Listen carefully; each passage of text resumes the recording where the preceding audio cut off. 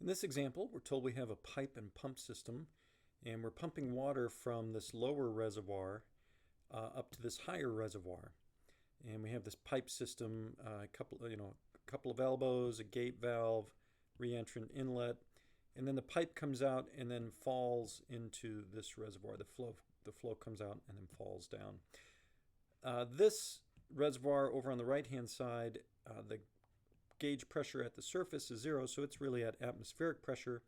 However, this one is enclosed, and so the pressure on this surface is at 200 kilopascals gauge pressure. So it's not at atmospheric pressure, it's higher than atmospheric. We're given information about elevations, and we're asked to find ultimately the following. Determine the operating point for the system. Is the given pump efficient for that application, and do we anticipate that cavitation will be an issue? The other thing that we're given is we're given the pump performance information. So we have the head rise for the pump as a function of flow rate, and we have the efficiency for the pump. That's this axis. Not only do we have the curves, but we also have curve fits to the data that you see here. Okay, so to find the operating point, what we'll do is we'll find the system head curve and then see where it intersects with the pump head curve. So the system head curve we find using the extended Bernoulli equation, and we're going to apply it between 2 points. I'm going to choose a point here. We'll just call it point A, and there'll be some streamline that goes through the pump and out. And then when I come out here, I have a couple of places I could choose. I'm going to choose this point right at the exit there as my point B. I could have also chosen point B prime as another location.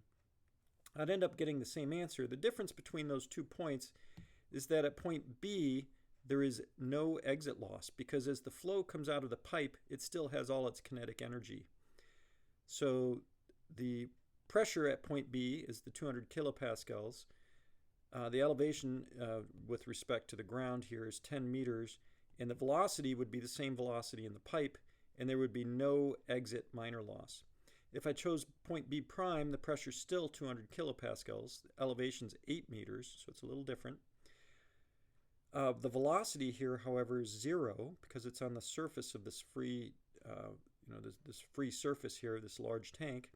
But the exit loss in going from the exit of the pipe to this point would be equal to 1, because all of that kinetic energy of the fluid has been dissipated as it mixes in this large tank. And so that's why the velocity is 0 here. So the exit loss for point B prime would be equal to 1. Okay? So we could use either point. I'm just going to choose point B because I just prefer that one. So we'll write the extended Bernoulli equation between those 2 points.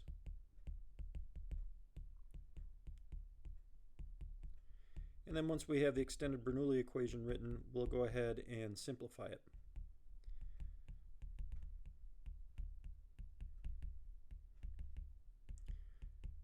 Okay, so let's simplify the equation, write down what we know. So point A was 0 gauge pressure, and point B was the 200 kilopascals gauge pressure. We say point A has about 0 velocity, because when you go back up to this free you go back up to the picture, you see it's on a free surface, so the velocity is about equal to 0. Point B has the velocity in the pipe, so I'll just call it V sub P.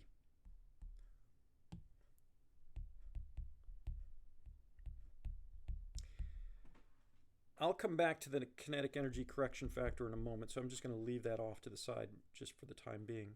The elevation of point A and point B we can get from the picture. Let me go back up here just to verify I get it correctly. So the elevation of point A from, I'll use this as my reference point down here. So point A, it's 5 meters, and point B, it's 10 meters. So 5 and 10 meters.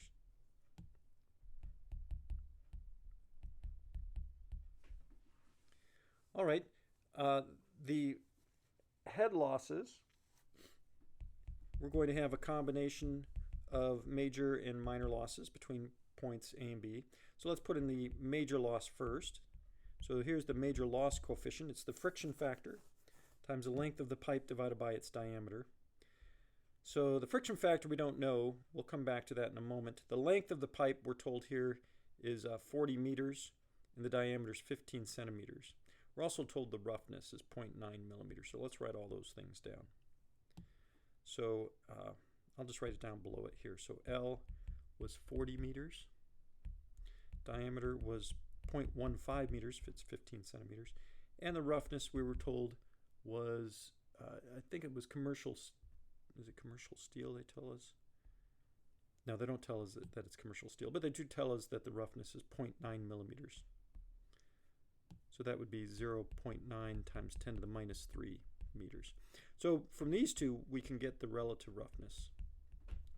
Right, so let's go ahead and calculate that. That comes out to be 6 times 10 to the minus 3 when you plug in the numbers. And then that will all be multiplied by the velocity in the pipe squared divided by 2g. So that's the velocity head where that major loss occurs. Then we also have an assortment of minor losses. So we have a reentrant inlet. We also are told we have a half-open gate valve. So I'll just write gate valve. And we have a couple of elbows, I believe. Let me just go back up to the picture. Sorry, I have to go back and forth. Yeah, there's one elbow there and another elbow there, and they're the same kind, 90-degree regular threaded elbows. And then we said that there was 0 exit loss because our point B is right at the end of the pipe. So we'll have 2 of those elbows. And all those have the same velocity head. It's the velocity in the pipe where those losses are occurring. Now those minor loss coefficients we can look up in a table. The reentrant inlet, if you look it up in a table, that has a minor loss coefficient of 0.8. The half-open gate valve, that has a minor loss coefficient of 2.1. And the threaded elbow has a minor loss coefficient of 1.5. Okay, and then lastly, well, actually it's not last, but we'll come back to it in a moment. The shaft head term, that's what we're solving for ultimately. So what we're really trying to get ultimately is the shaft head from A to B is equal to something. That we'll write that out in just a moment. Now, before I go further, there are a couple of other things I need to address. First of all, we still have this kinetic energy correction factor at point B we have to address, and then we also have the friction factor that we need to talk about. So, looking at the diameter of this pipe, it's about 15 centimeters in diameter, and it's a kind of a normal pipeline. I would expect that the Reynolds number would be large for this system. We're pumping water, so it's not super highly viscous. It's a pretty large diameter. I expect the velocities to be on the order of a meter per second. I don't know what the exact velocity is yet. That's kind of what we're trying to find, but I would expect it to be on the order of a meter per second. So I would expect the Reynolds numbers to be large enough to make it turbulent. So I'm going to say that the kinetic energy correction factor in the pipe is equal to 1. So I'm assuming turbulent flow, and that's something that I'm going to have to check at the end of the example. Okay, so I'm assuming it for the moment. We'll come back and check to make sure the assumption was correct. Now the other thing, I'm going to go a little bit further, and I'm going to assume that we're dealing with a fully rough turbulent flow. And what that means is that the Reynolds number is very high enough that the friction factor only depends on the relative roughness, that it really has little dependence on the Reynolds number. So I can use the Moody plot with that relative roughness to determine what that friction factor is. So let me do that. Okay, so I'm going to assume fully rough turbulent flow so that the friction factor is a function only of the relative roughness. And we can use the Moody plot to look for that. So again, let's just remember that the relative roughness is 6 times 10 to the minus 3. We're going to go to the Moody plot. Here's the Moody plot. We're going to look up 6 times 10 to the minus 3. So that puts us right there on the relative roughness. And you'll see that if we're above and to the right of this dashed line, we're in that fully rough zone. You can see these lines are nearly horizontal, which means that they're independent of the Reynolds number. So I can just come straight across and look off on the left axis what that friction factor is. So when I do that, you see that the friction factor comes out to be about 0.032. Okay, so it's an assumption. I'm assuming that the Reynolds number is going to be larger than about 200,000. Okay, so that's an assumption I'm making. We're going to have to check that when all is said and done. But anyway, for this assumption of fully rough flow, friction factor is 0.032. So let's go back to the problem. Let's make sure I've got the right one. Here we are. So friction factor is 0.032, assuming that fully rough flow. Okay, so now I can go ahead and substitute all these things back into my extended Bernoulli equation.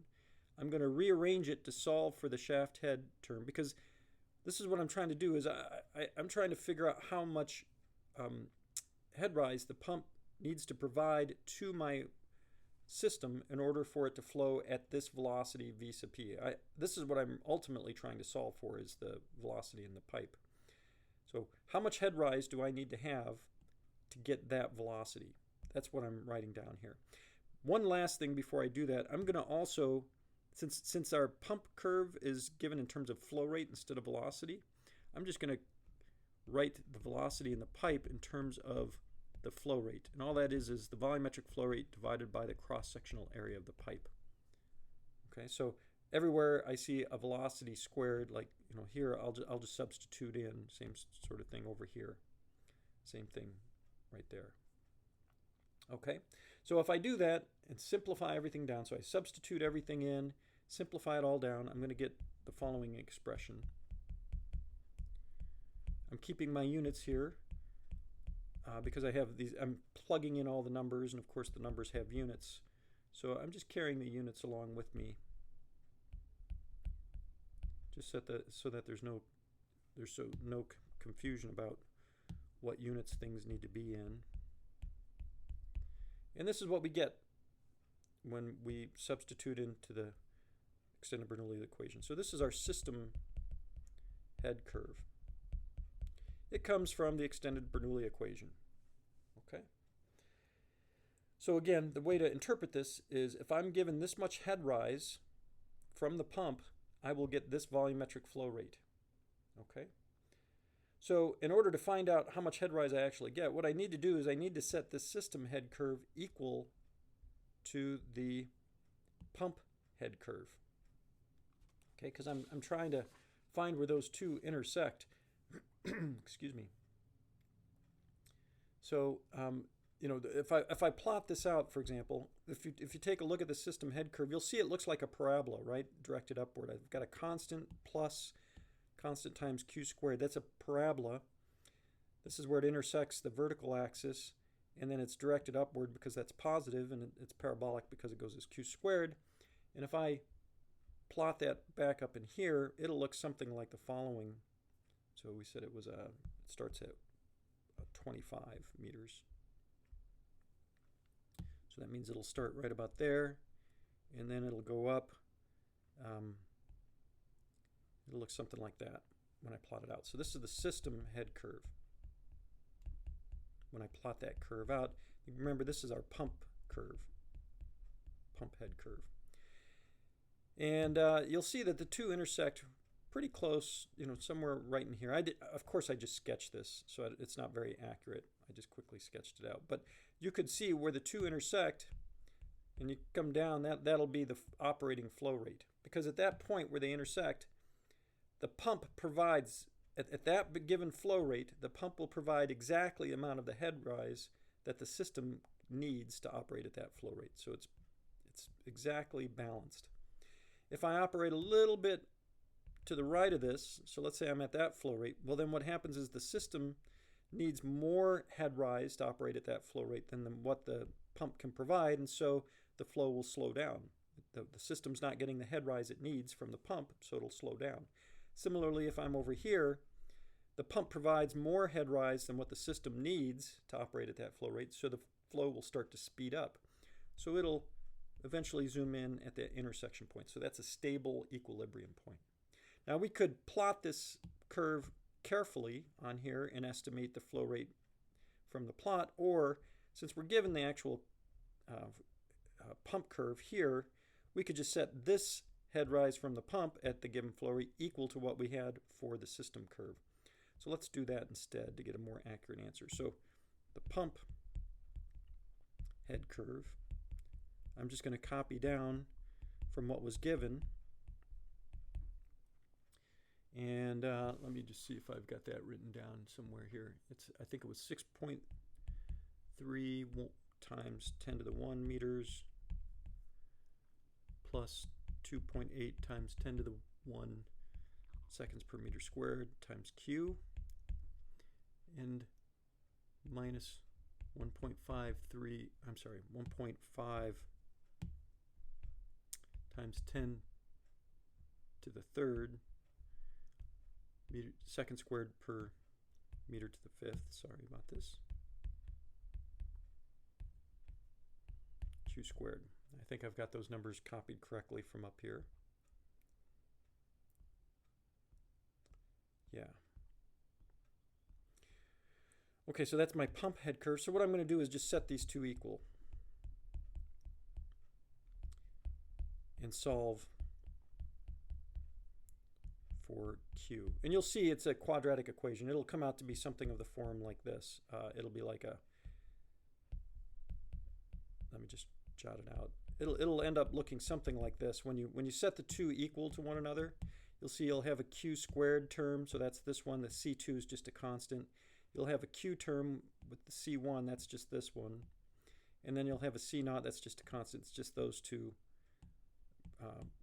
put together to give you that. And so you could use the, just the solution for a quadratic equation. And you'll get one positive root, one negative root. The negative root doesn't make any sense. But you take the positive root, and it comes out to be 1.0 times 10 to the minus 1 cubic meters per second. Okay, so 0.1 cubic meters per second is our operating flow rate. So when I sketched this out, I didn't do a very good job, but it should kind of intersect at about the 0.1 flow rate if I did a more careful plot. Okay, so actually I should probably plot it a little more carefully, and it would cross. Let me do that a little bit better here.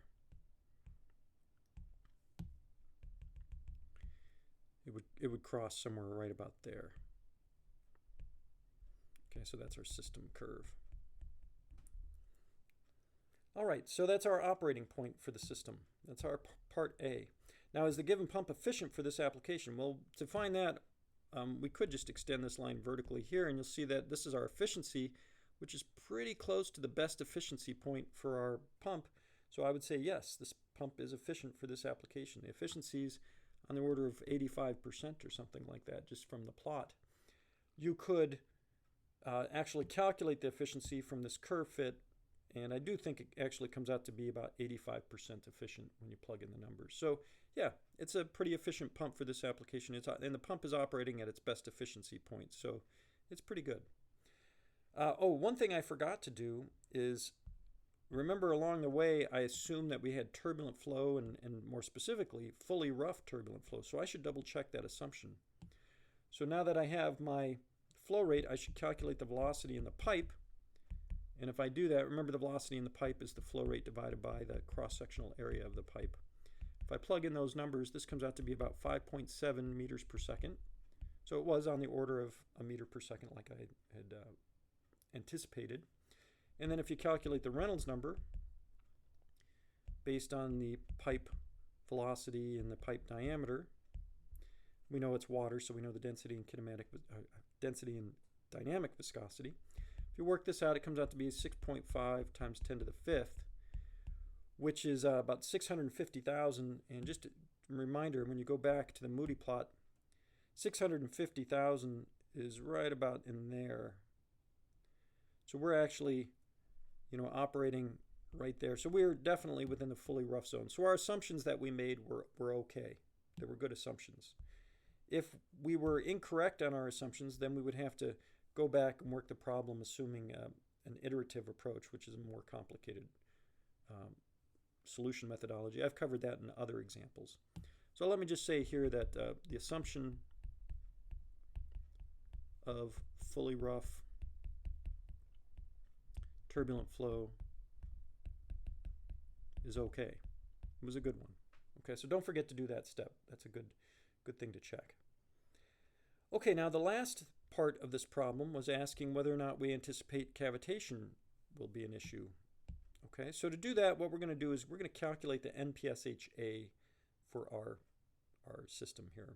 Okay, so what's the net positive suction head available for the pump?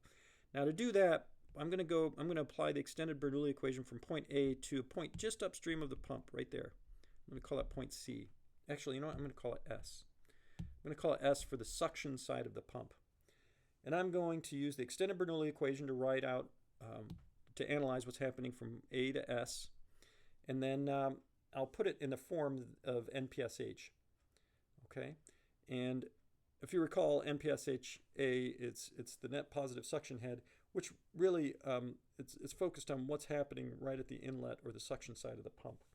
Now when I look at that from A to S here, you'll see that there really is essentially no major loss. There's a little bit of pipe here, but it's just from the diagram, it looks very short, so I'm going to neglect the major loss.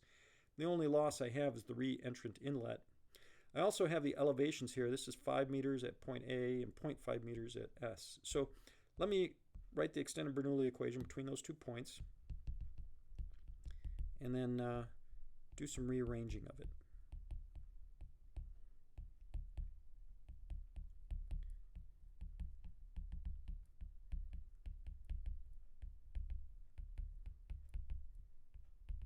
Okay, so we just said that at point A, that has a pressure, it's 0 gauge pressure.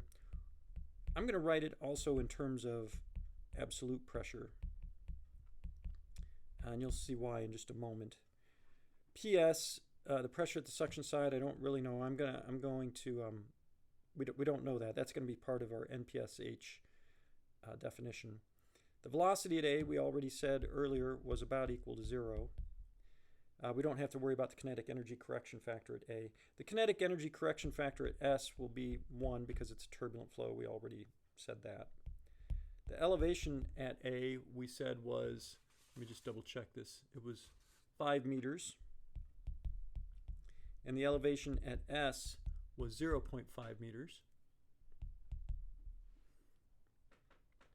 And then the head loss from A to S is just that re-entrant inlet loss. Right, we said that the major loss was negligible, and there were no other minor losses. And then the shaft head from A to S is 0 because the pump is downstream of point S. It's not upstream of S. So there is no turbo machinery or any fluid machinery upstream of point S.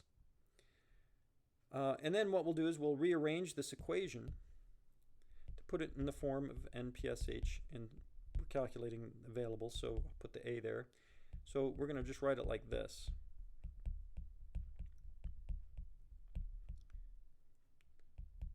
So let me just do some rearranging here.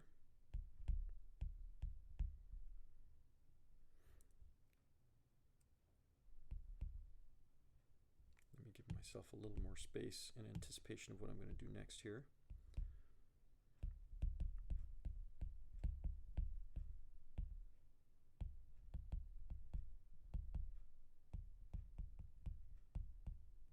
Okay.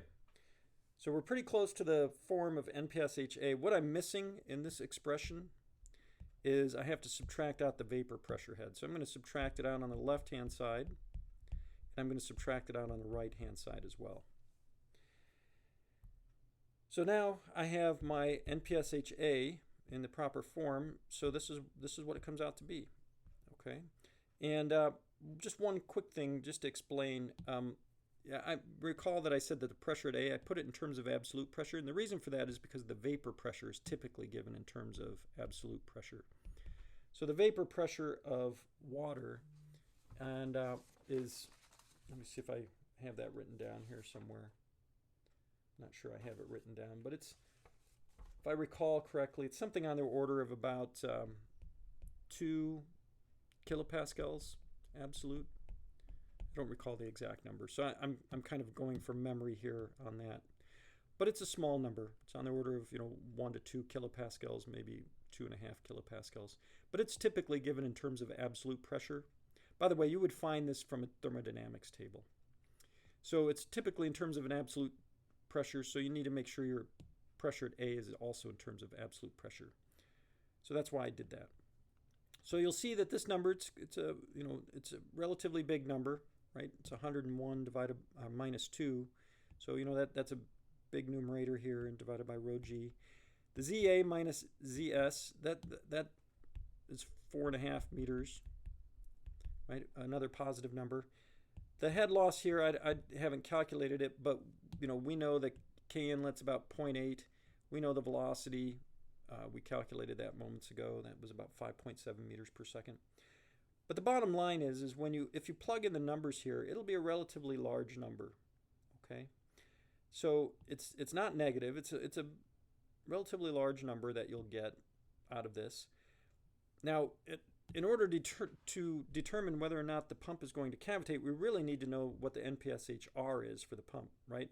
If you recall that usually if you purchase a pump, they'll give you some plot that looks like this. This is the NPSH-R for the pump, and it'll have some curve that looks something like that, right?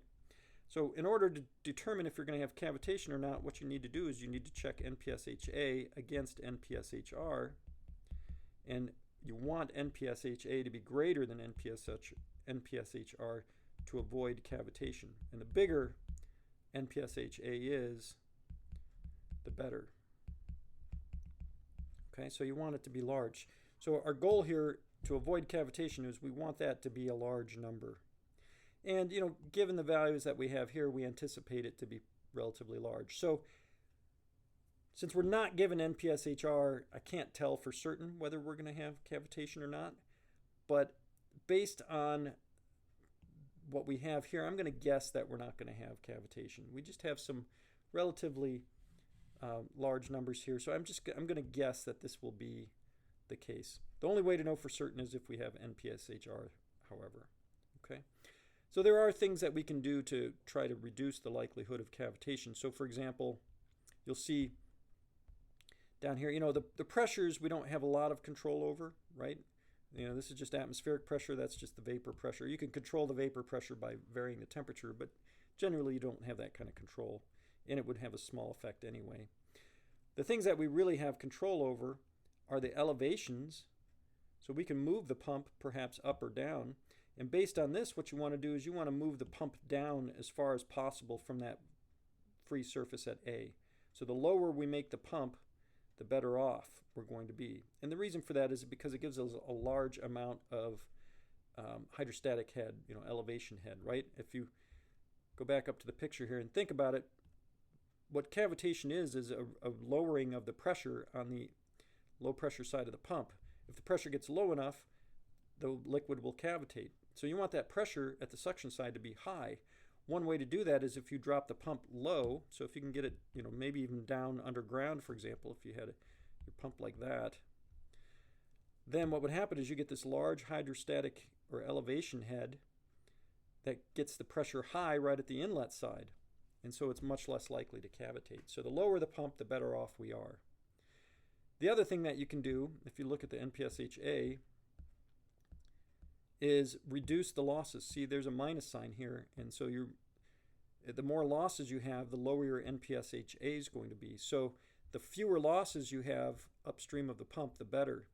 So here we just have one minor loss, and that's it. It's a reentrant inlet. So if you want to reduce the chance of cavitation for your pump, you want to have as few losses upstream as possible. So that means moving the pump upstream and along pipeline. Don't put many valves or anything, elbows and stuff like that upstream of the pump if you can avoid it.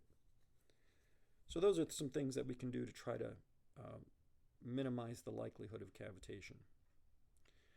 Okay, I think that covers everything that we needed to do in this example, so we'll go ahead and end it there.